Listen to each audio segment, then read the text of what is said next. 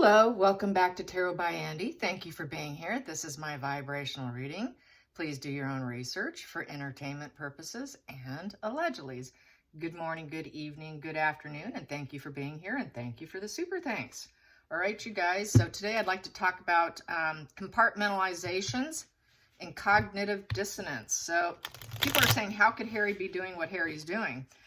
He never was quite this way when he was with the family in terms of his obsession with his mother and like the manner of her death and all of that. I have to disagree. It's called compartmentalization and cognitive dissonance. They go hand in hand. Compartmentalization is where you have a mind and you have boxes. Kind of consider it like a checkerboard, all right? And each box, you put a thought. And these thoughts can all be different. And people do that in order to cope. It's a coping mechanism. Cognitive dissonance is when you hold different beliefs that do not jive. They just don't jive. And so since they don't jive from one thought to the next, people put these individual thoughts in a box. And that is so that they can reduce anxiety about having contradicting thoughts. Like, okay, did my dad murder my mom, Diana? Versus no, it was a paparazzi versus, you know, so all these were put in different boxes and then they kind of argue in their mind in each box is kind of what it is. And it can drive you crazy. Yes. And so that is a defense mechanism. So that's what he's doing. But then Markle comes along and she takes that one little box of his that he had and she blew it up.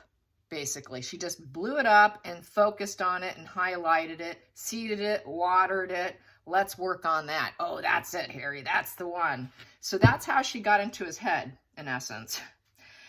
And people are also saying he seems like he's very schizophrenic. Yeah, he kind of is because he's on drugs. That's what happens when you have a very unhealthy brain and you're doing certain stuff. Your brain becomes temporarily sick. It's a brain injury, and they become very paranoid, and to the point where there's so many traits that they actually look like they have a case of bad schizophrenia, like they could be actually diagnosable. Usually it's temporarily, but yes, he does. He's very schizophrenic, and a lot of people are saying on Twitter that he is fit to be tied in a white coat. And another journalist, very big one in the UK, said that he feels Harry is basically losing it, completely losing it. So unhinged. And I've been saying that for quite some time, that he's unhinged. He's been unhinged for a long time. So it's nice to see that journalists are picking up on it now. And another journalist, she backpedaled and changed her mind about Harry. She was all for Harry. And now after the book, she's like, I was wrong about Harry. I forgot her name, but I'm sure some of you know who it is. So I want to do a spread on Harry's cognitive dissonance and his compartmentalization. What's the energy like now? He's starting to, which is crazy. We know he's not the sharpest tool in the shed. He's starting to realize with that, with the blind items, that he's starting to realize about red flags, that being divided from his family is a red flag. No kidding, Harry. No kidding. So yeah, slow to catch on. Slow to catch on. I've always known he was miserable, but he's finally starting to actually look at the narcissism, the traits, the symptoms, what it looks like. It's looking like he's starting to take a look at it.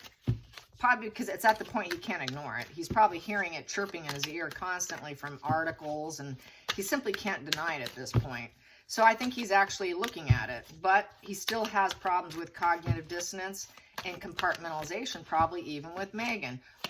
Putting she's got this positive trait and this positive trait, but oh, that one's nasty. Well, I got this one over here and this one here, and well, she's good with here. She likes to meditate and she's kind of spiritual, but then yet she gets really nasty. So there's all these boxes here, and he's total confusion. It's not a good place. It's very ungrounded energy.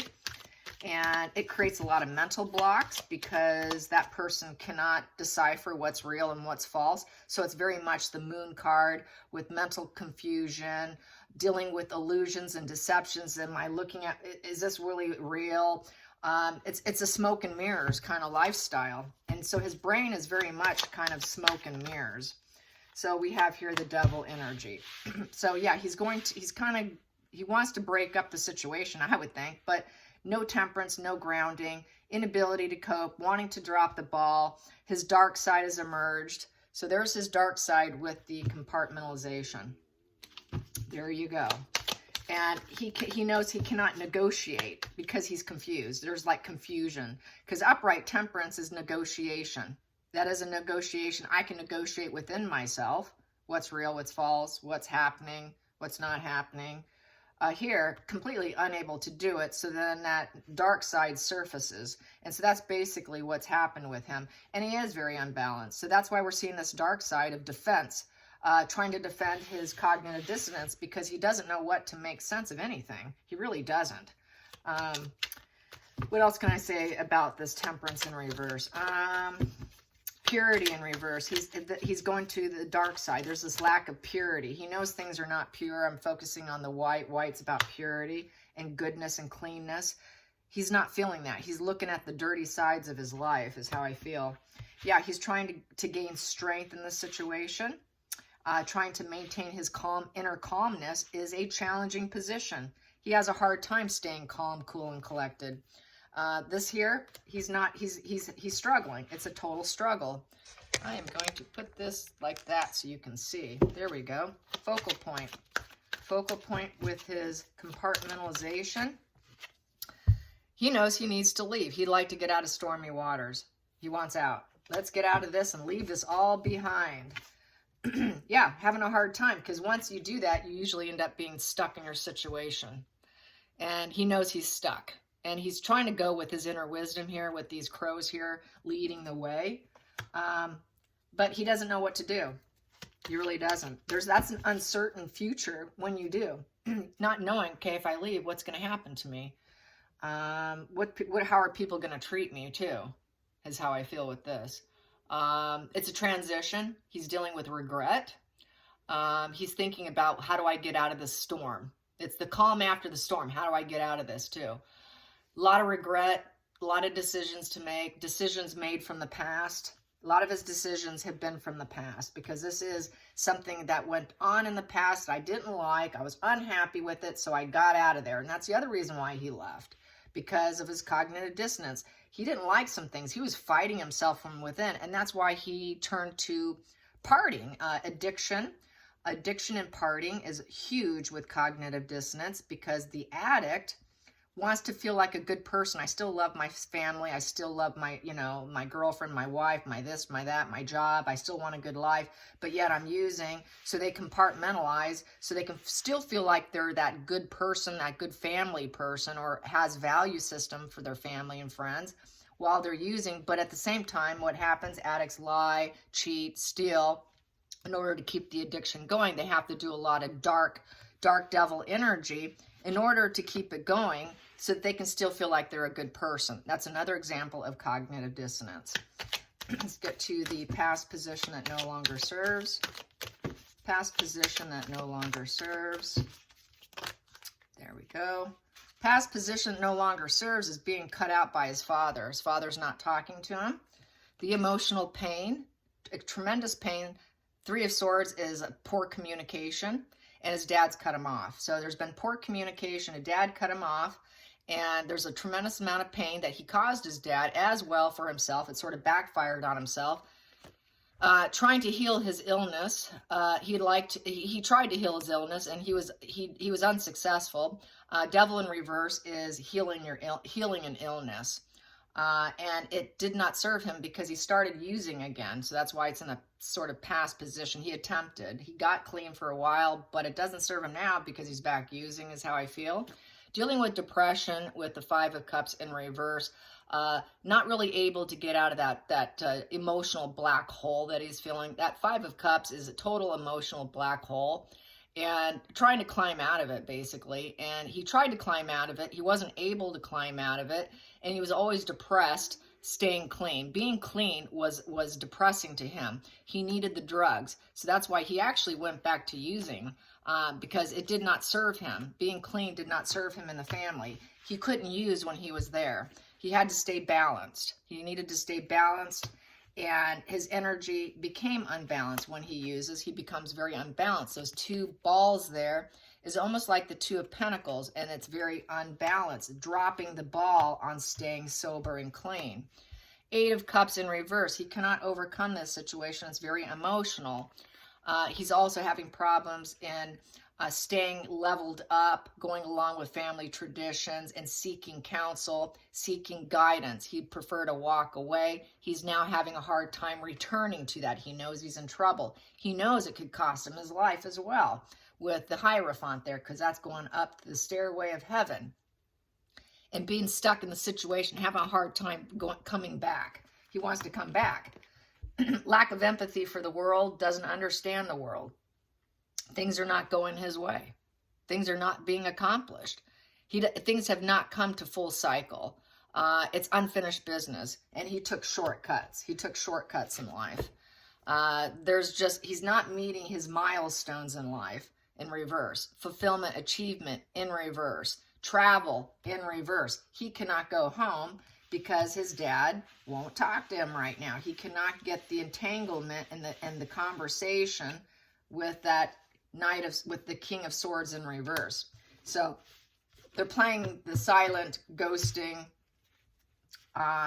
gray rocking. They're gray rocking him, as we know. Under the surface, he knows he needs help. He knows he needs charity. He needs help. He needs a helping hand. That's that give and take charity. He would be the benefactor card. He needs generosity. He needs money. He needs help for his mental health. He needs help for his addictions and his cognitive dissonance going into the future. We have here, he wants it from his father. He can't get it. He knows he's not father material himself. How can he be a father when he's so unhinged? His father's not talking to him. Going into the feelings in the situation, he's reaching full burnout. He's taken on more than he can possibly handle. It's too much weight on his back. And he wants celebrations. He wants to go home. He wants to go home. The Four of Wands is a positive home, positive work environment. He's overwhelmed with trying to accomplish those things when he hasn't been able to do it. He's unable to do it. He needs help. He needs help. He knows it. He is fit for a white jacket. Let's get into the outside influences affecting Harry. Cognitive dissonance. Affecting Harry and his cognitive dissonance. He is not idealistic. He hasn't been, and he knows it. Yep. So with this here, he's very wounded. He's vulnerable. Everyone's calling him wounded and vulnerable. He knows it. Lots of disappointments. He held all his negative feelings inside. There you have it. Cognitive dissonance and compartmentalization is holding your negative feelings inside yourself so you can live with yourself. That's why he's attacking his family. He even compartmentalizes doing that. That's how he's able to keep doing it, is he compartmentalizes it so he can still feel like he's a decent human being and he's still that idealistic Harry. He's not idealistic Harry anymore. He's not that cheeky, chappy, we love Harry, our little party prince. No, he's got this dark side. And it's because he's very immature. He's very vulnerable. He never felt like he was fully loved. Negative announcements because he never felt loved. So now he's projecting all that inner self-loathing onto the world. Hear me out, hear me out. He has no self-love. He was not healed through therapy. He feels like he's got no new beginnings. His head's up in the clouds. His inner child is completely wounded, which draws to the point, the reason why we have such problems with our world today with violence and whatnot is because of this compartmentalization, this cognitive dissonance, and it's inner child wounds. Unhealed inner child wounds is why we have mass shootings, why we have people like Brian Koberger who were bullied and girls threw things at him to become a mass killer. That's why we have the world we live in. Unhealed childhood wounds was not fixed in therapy. He is fit to be tied with a white jacket would be this position here. Hopes and fears, hopes and fears, hopes and fears. Hopes and fears. We have here the Page of Swords. Yeah, he wants communication. His mind is opening up. His mind is opening up and he wants communication. He's very restless. He wants it and he wants it now. He wants also new friends. He wants to develop some friendships. But he knows he's not loved anymore. People are not interested in him with the Knight of Cups in reverse. People are seeing him as an emotional manipulator. He's a heartbreaker. He needs other people to emotionally regulate them, and he wants communication, but people aren't super interested in him, and he's aware of that. He knows he's just gone into total reverse here. And it's child cards too, by the way. These are not, his energy's always a page. I always get pages on him, and oftentimes they come in reverse. And there they are right there on the table. So he's emotionally immature, and nobody's super interested in him. He's not idealistic. No, excuse me, this is a Knight. I take that back. Knight of Cups in reverse. That's emotional manipulation. Yep, total mood swings. Total mood swings. And he cannot control himself. That's why we got here being a challenging position, trying to stay calm, cool, and collected within himself. That's why that's a challenge. It's a challenge. And totally unbalanced, you know, so unbalanced. He's a very unbalanced, definitely fit for a white jacket. Let's go into the final outcome. Final outcome, final outcome. Yeah, people don't have passion for him to talk to him because that red roses represents passion. They're not interested in what he has to say. And he just wants to talk, talk, talk, talk. Hear me out. Please just hear me out. Hear my compartmentalization. Hear what I have to say. I've got so many thoughts here I need to share. And he feels also he's got this paranoia that everyone's gossiping about his thoughts too. His emotional dysregulation and his manipulations. Everybody's talking about it, and that's bothering him. So we have the Magician reverse. He's not going to be able to heal himself. He will not heal himself. He's going to always be sick because the Magician also is about healing an illness in the upright. He's always going to be sick. Harry will always be sick, Harry. He will never get well. He won't be able to manifest his life. He cannot get what he wants. He doesn't have the tools necessary to accomplish it. He doesn't have the tools. He doesn't have the mental health tools to fix himself. And I don't think he ever will. I think he's always going to be sick. And that's kind of sad, but it's a reality because it's his brain, and his brain's very unwell. And so I have people say, what do you think? I think he's going to be, he will be accepted back in, but he'll be put in hiding, off to the side. We won't be seeing much of him or hear much from him. This is if he survives. If he survives, he's a high risk for not surviving. And I've said this before. I don't want to go into it deeper, but yeah, high risk. He's high risk. He knows he's sick. If he's sick and he can't make his dreams come true, that's where you become a suicide risk, because nothing he's doing is working. It's not working. The compartmentalization's not working. That cognitive dissonance isn't working because he's now starting to realize the red flags. He's starting to wake up. You know, everybody's talking about him. Everyone's talking about his emotional dysregulation, his manipulation, his immaturity, his stupidity. He's being raked over the coals, and he'll never get out of it. He'll never get out of it. This is going to hold over his head the rest of his life, basically, with the Magician in reverse. Nobody's going to believe him. They're going to think that he's sorcery, dark, and does things for very selfish means. And they're not going to want to have anything to do with him. They're going to see him as total deceit, with ill intentions, ill manifestations, very determined to do things in a dark way. And he'll never be able to tap into his full potential for himself. He'll never be able to focus on changing himself. His determination for a dark, ill intentions are there, which is total mental blocks. So he's screwed. In essence, he's totally screwed. Fit for a white jacket. Yeah. So, yeah, let's clarify that Magician. What's going to happen? What's going to happen with him? What's going to happen? Clarify that Magician. Clarify that Magician. Clarify that Magician. There it is. It's going to take a lot of work. A lot of hard work. A lot of hard work. So this is where I think he will be helped. and so that he can feel the bounty of life. But it's not going to come without a lot of hard work. He has to channel it in a positive way. And that's basically what it is. 8 is trying to overcome it and manifest. So, but that is putting in a ton of work. He's going to constantly have to work at trying to heal himself. But I don't think he'll ever be able to. But he's going to try. There's effort there, is how I feel with that. Trying to build abundance so he can feel the abundance that he was given in life. So maybe he'll start to maybe focus more on that part of the compartmentalize, is go back to feeling abundant and keep working at it. He'll always have to work at it. He'll never totally achieve it, but he's going to always have to work at it. It'll always be uncertain to try and overcome, to try and manifest, but it's not a 9. It's not a 10. So there's no completion. There's no breaking point of old ways as the 9 card or the 10 card having a happy conclusion. No. It is not. It is an 8. He's still going to always try to overcome and manifest, but he's not going to be able to. At the bottom of the deck, he's always going to feel like he doesn't have enough. I don't have enough. That's sad, petulant Harry. It's never enough. Never enough. He's going to have the desire to change himself. It's a very fractured psyche card.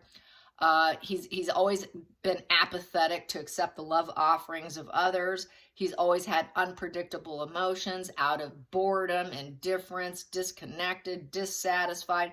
This person's a very unhappy person who feels like an outsider and always retreats because of a fractured psyche. That's why he always wanted to leave.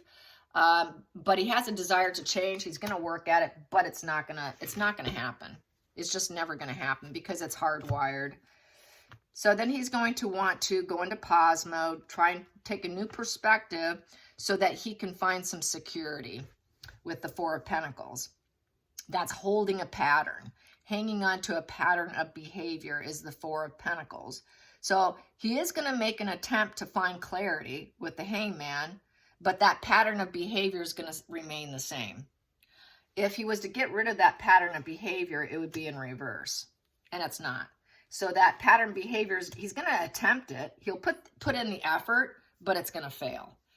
So that's how I see it. I hope you guys enjoyed today's reading, and I hope you have a great Saturday. Until next time, like and subscribe. Bye, you guys.